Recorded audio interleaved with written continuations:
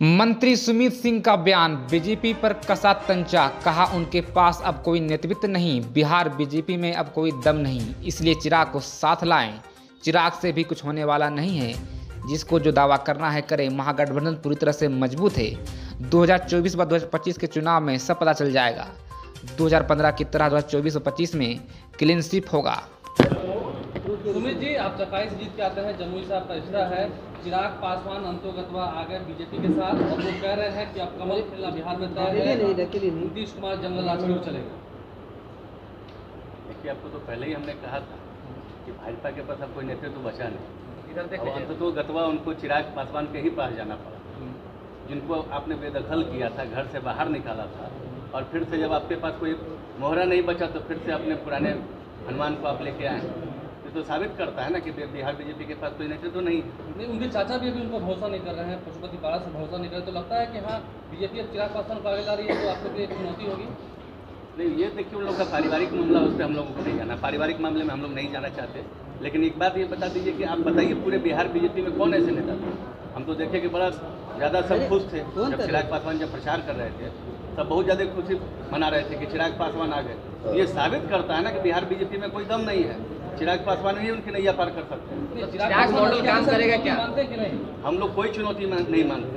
जहाँ महागठबंधन की सरकार है, आपने देखा होगा 2015 में क्या हुआ, और फिर 2024 और 2025 में हम लोग वैसे ही स्वीप हम लोग करने वाले हैं। वो तो कहते थे कि जमुई जाकर देखिए कितना काम हमने किया है, और जब काम हुआ तमाम बातों की। देखिए, ये तो देखने की चीज़ है। कोई बोलता है तो कहे ना कि बोलने से पहले बोलने वाले को मुँह नहीं पकड़ा जा सकता है। लेकिन एक चीज़ है, आपने चेहरे की बात कही, बीजेपी के पास चेहरा नहीं है, सबके सम्मान तेजस्वी यादव को ही आगे किया है और बोले भविष्य के नेता को आगे बढ़ाना। फिर चेहरा जदयू का चेहरा नहीं था कि तेजस्वी यादव को आगे बढ़ाना। देखिए, ऐसा है कि नेता ने कहा है कि जो नौजवान हैं, तेजस्वी जी नौजवान हैं, तो आने वाले समय में इन लोगों को आगे बढ़ाना है।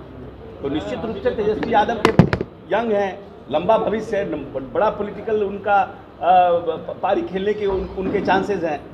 नेचुरली ही इज यंग, हम लोग सबसे यंग हैं, तो लंबी पारी खेलेंगे ना, तो उनको बढ़ाने से आगे लंबा चलेंगे।